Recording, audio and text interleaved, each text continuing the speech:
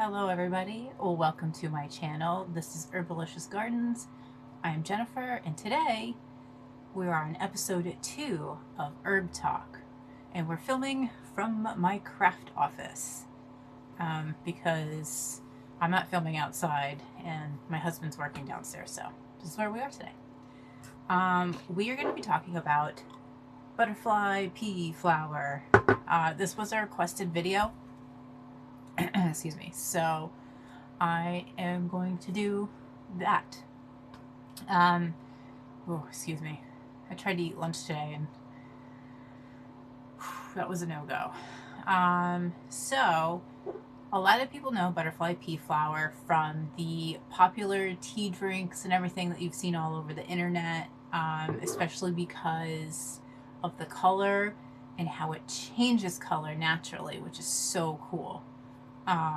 I have the blue ones here. Get this open. They're like a dark blue indigo color, which is really cool. And this turns purple when you add something acidic to it, like lemon, which is very common. So let's get started. We are gonna talk about where this flower is from, a little bit about the history of it, the health benefits of it, and how to grow it, which it seems fairly easy to grow depending on where you live. Here in Rhode Island, it's going to be a little bit difficult. I got to start it early, and it'll probably keep growing until the beginning of fall time because it's going to be very hot and humid.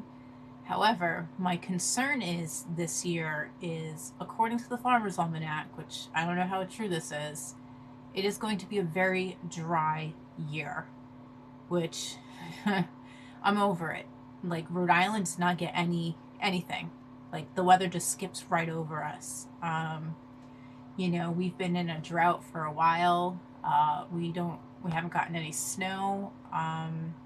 You know, we had somewhat of a white Christmas, but that really wasn't much. We haven't gotten much rain. We have no rain in the forecast for the next week and a half. And in the fall time, we had a good 6 weeks of no rain, basically. And then it just rained for several days, which was great, but it just wasn't enough. And you guys hear me talk all the time about how I have a well. We're not connected to the town, and that's my concern, you know. So I think that, you know, I'm only going to plant a few seeds because I have seeds, which I'll talk about that in a minute, and hope, fingers crossed. So let's get started with where it originates. Southeast Asia. Places like Thailand, especially Vietnam, Malaysia, places like that. The weather is this like hot, humid, you know, tropical-y type area. Florida's good for this type of flowering plant, so it'll grow all year round in these areas. Here in Rhode Island, it's probably going to be more of an annual. It's not frost hardy, so if it does come back the next year, I'm going to be shocked. But that's probably because I'm going to mulch the crap out of like the roots and everything. So it is very popular. You've seen it in the teas and stuff like that. It is used for traditional medicines and culinary practices like tea, coloring food like rice, coloring desserts, and just food in general. And I'm pretty sure, don't quote me on this, you could probably use it as a fabric dye as well. I mean, you can do that with onions and carrots and beets and things like that. So why not this? It is often used in ceremonies and rituals, symbolizing peace and calm, as well as it being a very healing plant. There's a lot of medicinal properties with this guy. So, let's see here. Sorry, this is the second time filming this video because I was using this and then I could barely hear myself, and You all know how that goes. This is found along riverbanks and woodland areas because of the soil that's in those areas. It loves a neutral, rich, moisture heavy soil. Not too heavy, because the only thing it can suffer from is root rot. It doesn't have a problem with diseases. There isn't any type of bug that I'm aware of that will eat it. Though here in Rhode Island, who knows? Expect the unexpected is what I say. So that's where you would find a lot of that. It's a viney plant, so it's going to grow all over the place. And if you grow it here in the States, great for trellising, you know, arch entrances, things like that. You can grow it along your fence. So it's really good for that. Yeah, I already said that. It's used in Ayurvedic practices, naturally. It's really like inundated in a lot of religious cultures because of the fact it's so healing, and because it's supposed to be like peaceful, calm type of flower. And it represents femininity because of the flower shape and the scientific name, which is Clitora ternatea, Ternatea, which I can't pronounce that. So it's labeled after a female part. Anywho, we all know it changes colors. So that's pretty much the background of it. There's not too much to say about the background. You know, it's just used very heavily in those areas, and it is actually in some cases ruled by the planet Venus and connected with the element of water, which makes sense. You know, riverbanks, woodlands, stuff like that. And because, you know, Venus represents femininity and peace and love and all that stuff. So it is associated with love, emotion, serenity, peace, and protection, which is why it's used in rituals, especially for motherhood and things like that. Though I have to say, if you're trying to get pregnant, you are pregnant or breastfeeding, this is an absolute 100% do not touch herb. It's not like where I was talking about the chamomile where I was unsure. No, this is like 100% do not drink this while you're pregnant. I'm going to suggest while you're trying to get pregnant and while you're breastfeeding. It is not good for you. Just don't do it. Stay away. But if you're not, have at it. So, let's see. What else did I say? Alright, so now we're going to move into health benefits. Health benefits. So there's a lot. There's a lot of health benefits to this. The main one, I think, is the fact that it's a big antioxidant. You know, anti-inflammatory and things like that. The reason why I got this is, you know, yeah, I love the color and all that stuff, but I really got it because I tend to have stomach issues, like just upset stomach, indigestion, things like that, my whole life. I would swear I was born this way. So I would drink this to help kind of calm me down, calm my stomach down because of the anti-inflammatory properties of it. It can help stabilize your blood sugar levels. Again, talk to your doctor about this. If you have diabetes, this could be good for you. I already said it helps with digestion, anti-inflammatory properties. One note I'd like to say on that is if you do drink too much of this, it's going to have the opposite effect. It's going to calm your muscles down so much on your insides that you're going to have diarrhea. And nobody wants diarrhea. I don't want it. You don't want it. It's not fun. Oh, it's diuretic. So it's a diuretic, and diuretics usually mean that you go to the bathroom a lot. And that's one of the side effects. And they say they could help you lose weight by drinking this. I'm not saying it's a cure-all. I'm not going to say you're going to drop all this weight. But if you want to add it into your repertoire of diet stuff, go for it. It is good for brain health, for cognitive function. And there's been some studies that say that this could help improve memory, especially, with Alzheimer's and dementia and stuff being very high right now. Incredibly high. Like, the rates of that are just crazy. So this is supposed to be something that helps you with your cognitive function.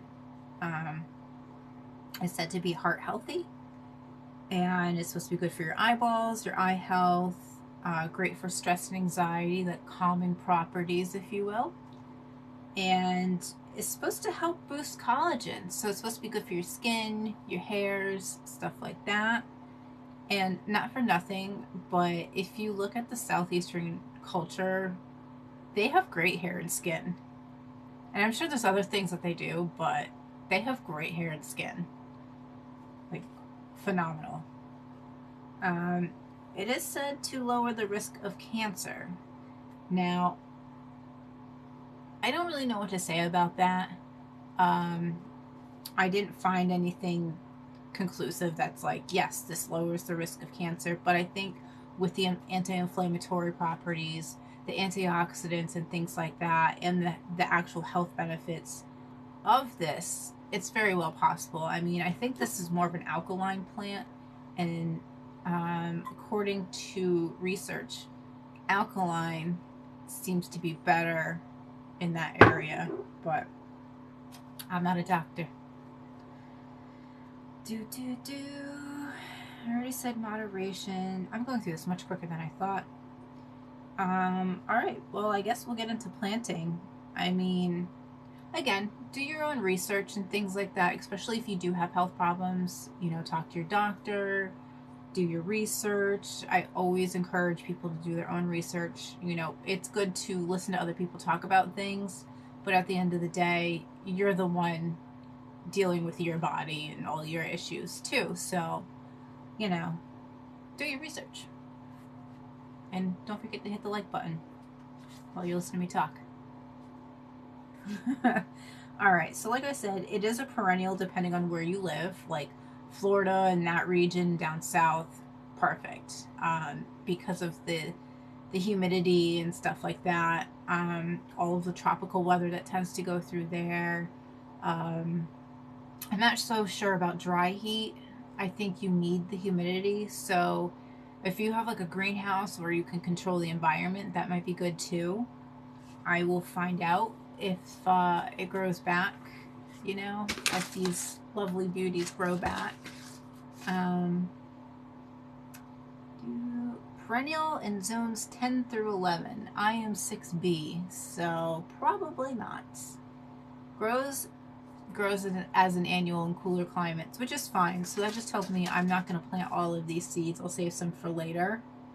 Vines to 6 feet in full sun to partial shade, which makes sense of where, grows on riverbanks and woodlands. That's full sun, partial shade.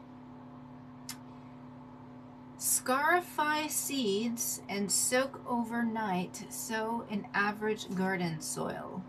So I think scarify is like you just kind of make little notches or something in the seeds, and then you have to soak them. I have a lot of seeds where I need to soak them. Oh, excuse me. In my studies, I saw a variety of types. Because I was wondering, well, how many types are there? Because I have 3 types right here. I have the blue, the white, and the purple. So this is going to turn purple, this one's going to turn pink, and I have no idea what color the white one's going to turn. But that's going to be the fun part. I saw like 6 varieties, 15 varieties, 18 varieties, 26 varieties, and I'm like, oh my gosh, there's a lot. There's a lot. But the beautiful thing about this plant is it just naturally changes color. when you add things to it. And I personally cannot think of another plant on this planet. I'm sure there's a few out there that just naturally change color the way this does, and it's so fascinating. Look up videos on it, you know, of people like putting lemons in it and it changing color. It's so cool. It's like, that's just all natural, like nature just doing it by itself. Nature at its finest. Love it. And all the parts are edible. The leaves, the flowers, everything like that. I don't exactly know what they use leaves for, but the flowers, you know, are edible. You can drink them. And the most common colors I did find was blue, white, purple, light blue, pink, red, and black. Which I need to get my hands on some black butterfly pea, because I really want to see how that would come out in the water if you put some lemon in it. Is it going to turn red? Is it going to turn blue? What color is it going to turn? Purple? I don't know. I don't know. It's crazy. And that's really it for the information. I'm sure you've seen videos or whatever of people drinking it. I'm sure you've heard people talk about it, or maybe you haven't. It depends on where you are. The person that requested this video said it was trending, so I think it's been trending for a while, from what I understand. Now, I've used this one. Let me open this back up again. I've used this one in a few different ways. Look at that. I've made hot tea just with honey. I don't usually put lemon in my stuff because I do have issues with acidic things. Like, I really can't have oranges. I have to be careful if there's any kind of lemon. Ginger bothers me. So I have to be very, very careful, unfortunately. But this is, you know, a very popular thing to add into lemonade. You can buy the dried flowers. I got this from, where did I get this from? Oh, you could get this from Selefina.com. SELEFINA.com. But I also bought this. I got this particular one from Adiago Teas. I don't know if I'm saying that right, but I'll put that information down below for you. And what you can do is grind up the flowers, right? It wasn't too expensive, and you can actually get the refills for that to put in this jar as well. But you can grind these up and use it as a powder to mix in your drinks instead of like just steeping it. So then that way, if you're using instead of doing a hot drink and you're doing a cold drink, it may be easier for you to mix, and that way you don't have to wait for it to cool down or anything like that. That's what I did. I did this, I steeped this, then I put it in the fridge, and then I mixed in coconut milk and some honey, and I think a little bit of vanilla. I can't remember if I did vanilla. And that's something actually that is a popular drink in Thailand because they use a lot of coconut, because that's what they got. And it was good. It was a good, refreshing drink for the summer. And personally, it's a good overall edible flowering herb.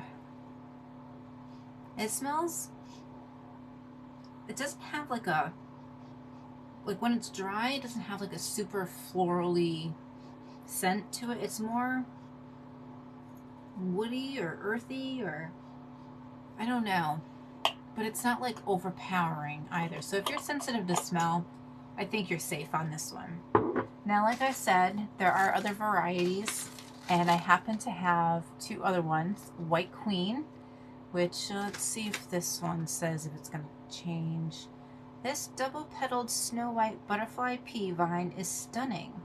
This frost-sensitive member of the bean family, so this is part of the bean family, is heat and humidity tolerant and thrives in Florida gardens, which I had already said that, so the blooms are extra fancy and ornamental, and as a bonus, they're edible. Woo!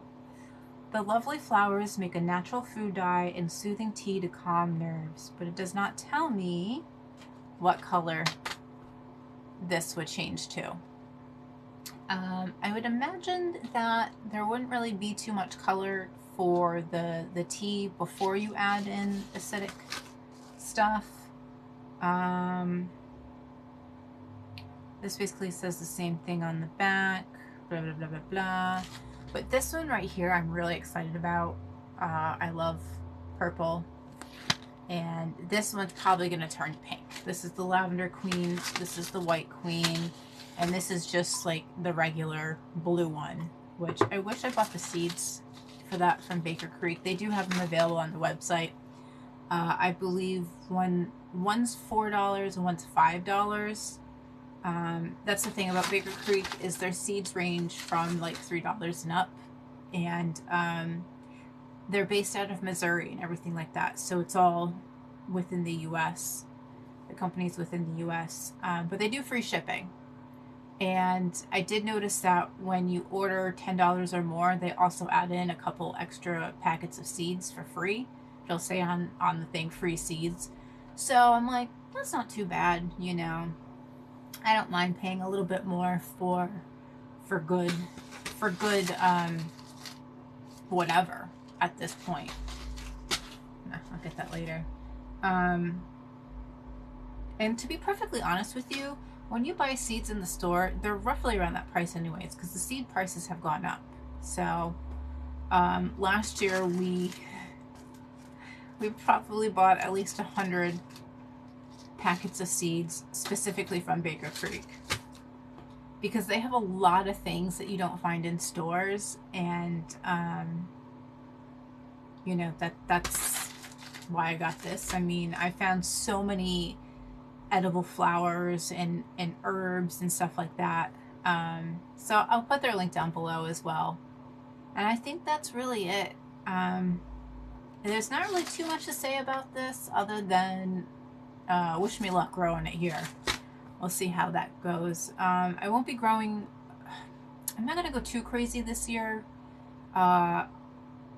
I know that tomatoes and cucumbers are definitely on the list. I've got some cabbages that I'm going to redo.